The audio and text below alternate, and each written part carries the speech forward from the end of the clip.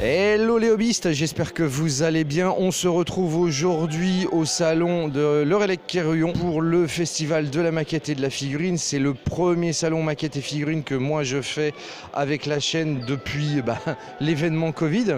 Donc on va faire un petit tour en photo des petites pièces qui m'ont marqué tant au niveau maquette que figurine. Allez, c'est parti!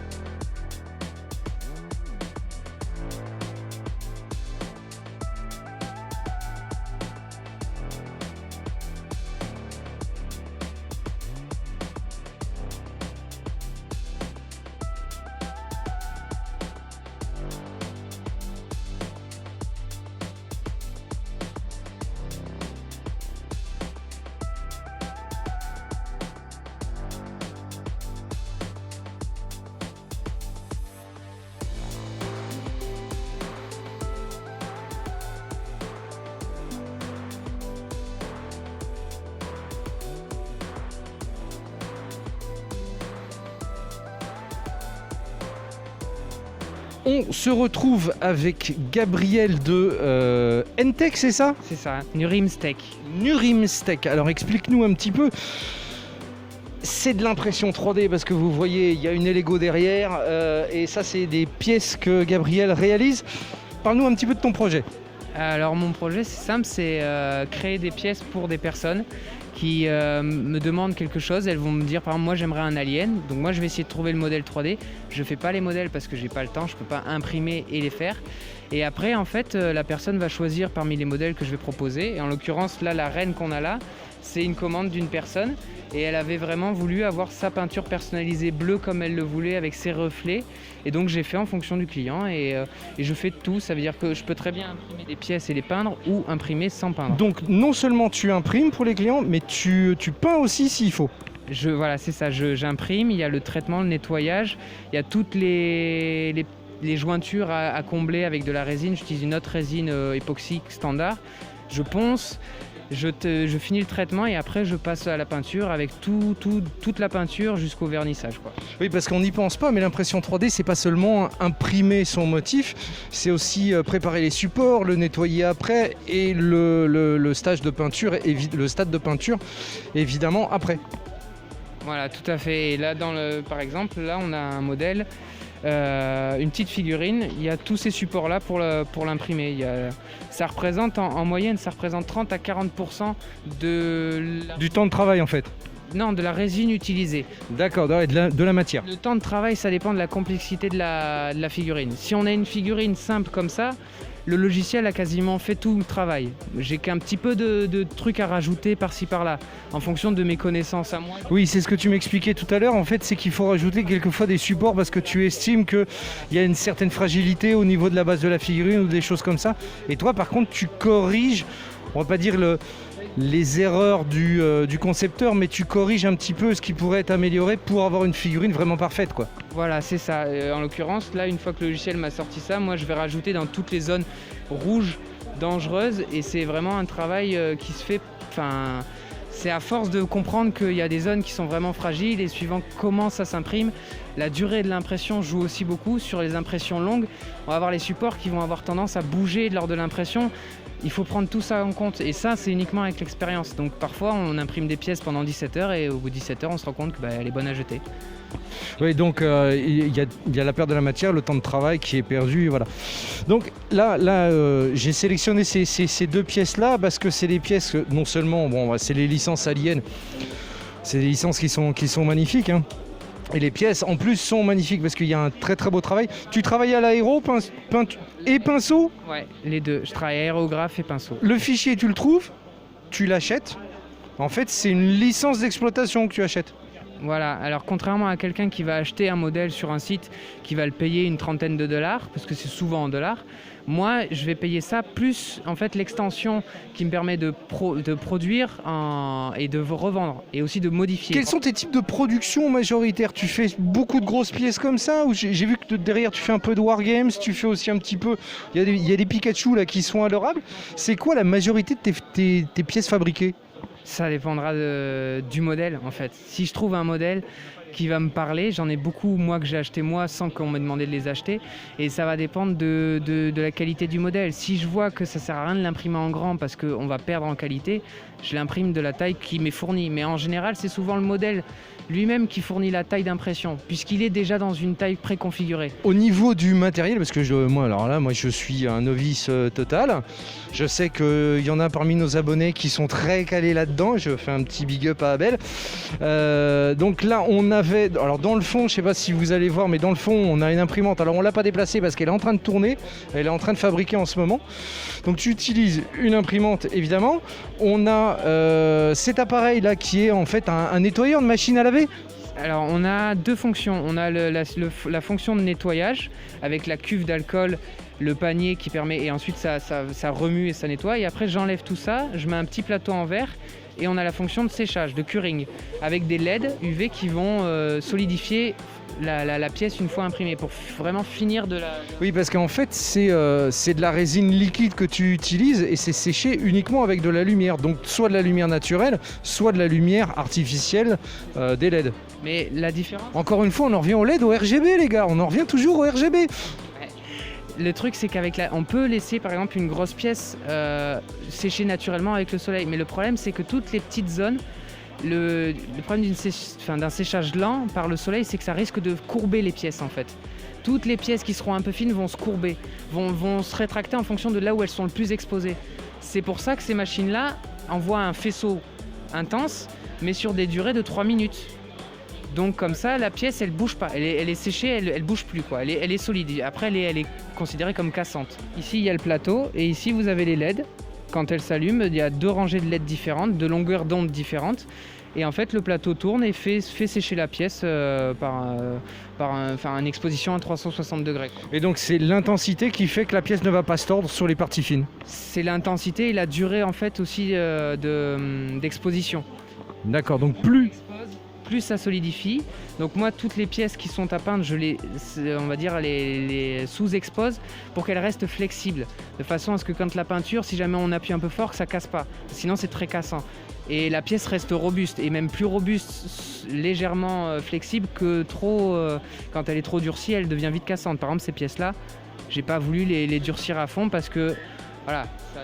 Oui, alors oui, ça c'est, je sais pas si on a vu, ça c'est ça qui est hallucinant, c'est quand on voit une résine comme ça en général dans le commerce, on va se dire voilà, faut pas que j'y touche sinon ça va être cassé. Alors que là vous voyez, c'est souple. Voilà, il bouge son antenne, c'est souple. Et ça, je trouve que c'est une vraie valeur ajoutée que tu apportes à tes pièces là. Bah l'avantage, c'est que j'ai remarqué que ça servait à rien de les solidifier plus, puisque ça les rendait plus cassantes qu'autre chose. La peinture, elle tient pareil, que ce soit plus ou moins solidifié. Et là, l'avantage, c'est qu'on peut la déplacer sans que tout le bras s'arrache. Donc Nurimstech, là, je prends la petite carte parce que en plus, petite carte carrée, je trouve ça super original, c'est bien foutu. Un joli petit logo. Donc Gabriel, tu es dispo sur tous les réseaux sociaux, je suppose? Facebook, YouTube, Twitter, non pas Twitter, pardon, Instagram et TikTok. TikTok. Il a la complète, quasi complète. Ah, bientôt une chaîne Twitch alors? Non, j'ai pas le temps. Pas encore? Ah, non, ça... Eh ben oui, ça prend énormément de temps. Eh ben écoute, Nurimstech Gabriel, je te remercie beaucoup. J'espère que tu vas exploser, que tu vas cartonner. Parce qu'en plus, bon, on en a parlé un petit peu ce matin, il a franchement des tarifs qui sont super honnêtes. Des pièces qui sont magnifiques et il a un catalogue de trucs. Ah, je sais pas comment je vais faire pour me retenir. Je te remercie beaucoup Gabriel et je te souhaite une très bonne chance.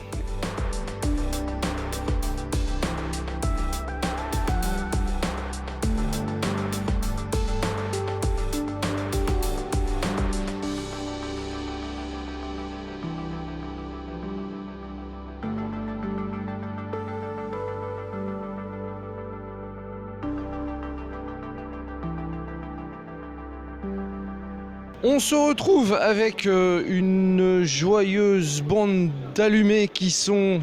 Oui, quasiment tous abonnés et à la chaîne et au groupe Facebook, enfin à tout ce qui circule autour de Games Custom. Donc je vais les laisser se présenter un petit peu. Et puis on a un porte-parole apparemment ici qui m'a dit que c'était, on va pas dire le boss, mais bon voilà. Alors vas-y, je t'écoute. Alors moi c'est Benjamin, je suis de Saint-Nazaire. Alors je fais partie de plusieurs assos, le groupe de maquettes de Batte-sur-Mer, Brescoir 44, et on a créé il y a 2 ans avec des potes, suite à un problème avec une autre association de Saint-Nazaire on était, No Man's Land 44 qui fait tout ce qui est jeux de cartes, un peu de figurines et de jeux de société. Et à cause du Covid, on s'est rendu compte que certaines assos ne font plus rien. Donc, et là, c'est grâce à Philippe qu'en fait, on est ici. Alors, Philippe, que vous ne voyez pas, dans le champ. Et Philippe du groupe Scorpion Miniature. Alors vous aurez peut-être pas l'image, mais vous aurez le son. Donc je vais faire comme le ventriloque, moi. Vas-y Philippe. Oui, bonjour, donc c'est Philippe Ménager. Donc, moi je suis vendéen et je fais partie donc, de Scorpion Miniature. En fait c'est moi le Scorpion Miniature. Et puis voilà, et puis j'ai rencontré aussi... je t'ai rencontré sur plusieurs salons d'ailleurs. Oui, ouais, c'est vrai qu'on s'est retrouvés sur plusieurs salons. Et, moi j'aime bien ce que tu fais aussi, donc c'est bien. Merci. Donc de l'autre côté, on a Zano, qui, si vous allez sur le groupe, vous le retrouverez référencé sous ce nom-là. Exactement, moi je suis membre de différents groupes sur Facebook et donc je connais Philippe et puis Benjamin via ces groupes-là. Puis lorsqu'on a des expositions à faire, je les suis timidement avec mes pauvres capacités et puis voilà, j'expose mes pauvres figurines avec les... Il expose. Et ce qu'il faut savoir, c'est que Zan, c'est le spécialiste du old school sur le stand là. Vous avez dû voir circuler quelques photos de son diorama, son village médiéval fantastique. Voilà, c'est du pur old school.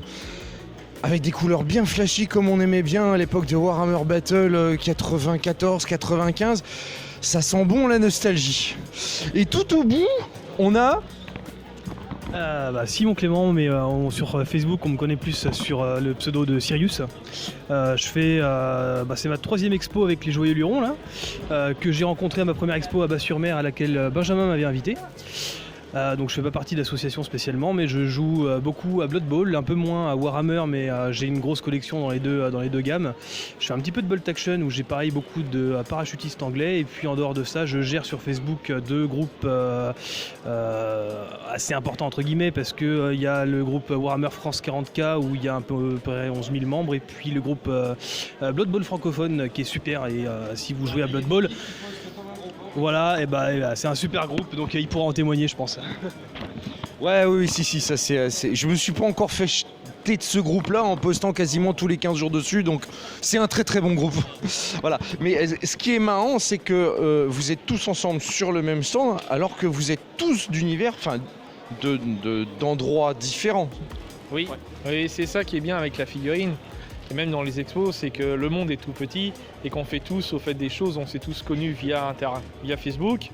Simon, je l'ai connu grâce au temple du jeu de Saint-Nazaire. Et donc après on s'est regroupés, on a dit tiens, si on fait des expos ensemble. Et là prochainement on va voir pour qu'ils rejoignent l'association No Man's Land 44, qu'on soit vraiment officiellement tous ensemble. Comme ça fait grossir aussi les assos, pour montrer qu'on est, même si on n'est pas tous ensemble présents, quand il faut se déplacer, on peut venir en force et dire on a besoin de temps. Et comme tu vois, on a réussi à remplir avec tous les univers charismatiques. Oui, alors il y a tous les univers, aussi bien du old school que du plus récent. Il y a énormément de scratch, parce que Philippe, t'as fait 2 duos qui sont hyper impressionnants. Ton Fort Orc qui est franchement fantastique. Ton display sur ton armée de Rois des Tombes, mais ça n'existe plus les Rois des Tombes, Philippe. Non, mais moi je les aime bien quand même. Non, mais je te taquine, voilà. Donc ici on a du old school 40K, mais ça c'est du old school. On a des bâtiments, c'est le Stronghold, hein, c'est ça, ouais. Bâtiment Stronghold 40K. Il est neuf, les mecs. Il est neuf. Le carton, il est nickel. Les interstices de tranches sont blancs. C'est un superbe collector. Et on a du squat. C'est des choses qu'on ne voit plus sur les tables et sur les stands. Et ça fait plaisir à voir. Donc, premier salon depuis 2 ans quasiment. Bah, depuis le premier confinement. Alors, ça fait quoi de revenir? Bah, ça fait du bien. Parce que tu vois, on a tous des projets lancés grâce aux expos. On se dit, tiens, est-ce qu'on va faire des choses?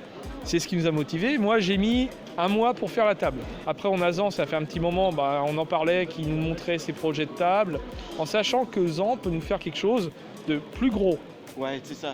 Parce que tu fais beaucoup d'impressions, toi. Ouais, je fais beaucoup d'impressions, mais en fait, l'idée, c'est quand on vient aux expositions, c'est de s'adapter aux longueurs qu'on nous donne et aussi de faire toujours quelque chose d'innovant. Tout le monde ici, là, nous 4, à chaque fois qu'on a fait une expo, on a fait des choses différentes et la prochaine qu'on va faire, ce sera très certainement d'autres pièces qu'on va présenter. Voilà, c'est ça. Oui, parce que le but sur un salon, c'est à chaque fois qu'on revient au même salon, de présenter comme de la nouveauté. Ouais. Nous, moi je mets un point d'honneur à jamais venir sur 2 salons différents avec la même chose. C'est Philippe qui parle là. Donc oui, en fait on essaie tout vraiment de mettre des choses différentes parce qu'il y a tellement de choses qui reviennent sans arrêt. Moi je fais beaucoup de salons et je sais pas, moi C'est vrai que d'un salon à l'autre, quand on va peut-être changer de ville, mais on va revoir souvent les mêmes clubs et donc on va revoir souvent les mêmes pièces. Du coup, est-ce que vous... Parce que là vous avez présenté beaucoup de nouveautés. Là, moi je vous avais jamais vu présenter autant de nouveautés. Je vous avais jamais vu étaler autant de figues non plus. D'habitude le mec étale sa confiture, c'est Philippe, il nous étale toujours des tonnes de bannières, des trucs nouveaux, c'est assez impressionnant. Là, tout le monde, vous avez tous bossé. Est-ce qu'on peut dire que le confinement a été profitable à la production? Oui. Ah oui, j'avoue. Moi, j'ai pas, pendant le confinement, pratiquement 800 figurines. T'as peint 800 figurines, Philippe? C'est le steak à novice de la figurine, ce mec. Non, mais on l'appelle le Terminateur du pinceau, c'est pas pour rien derrière. On a longtemps soupçonné qu'il y avait des Chinois dans sa cave, mais on a fait un pèlerinage chez lui, on a vérifié, il n'y avait rien. Votre bilan ici, il y avait du concours de présenter chez vous, quoi? Oui. Et alors? Médaille d'argent en novice. Médaille d'argent novice. Moi, je dis GG. Très bon travail. Bon, bah écoutez, les gars, je vous remercie beaucoup. Et puis, on se dit à Crozon. Bah ouais.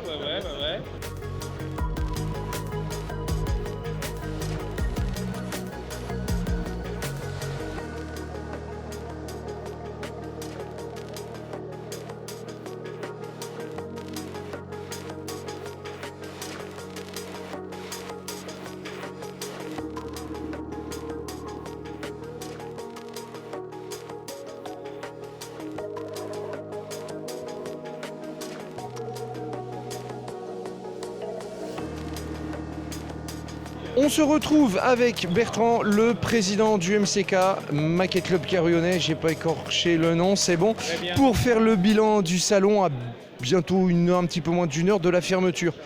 Donc Bertrand, bilan? Très bien.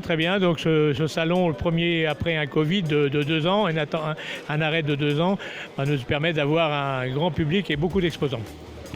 Très bien, ouais, justement, ouais, j'allais te poser la question, est-ce que le retour de Covid, on va dire, a changé des pratiques au niveau des clubs? Est-ce que Alors, moi je sais qu'il y en a certains qui m'ont dit ça a permis de produire beaucoup plus, donc d'amener beaucoup plus de nouveautés sur les salons.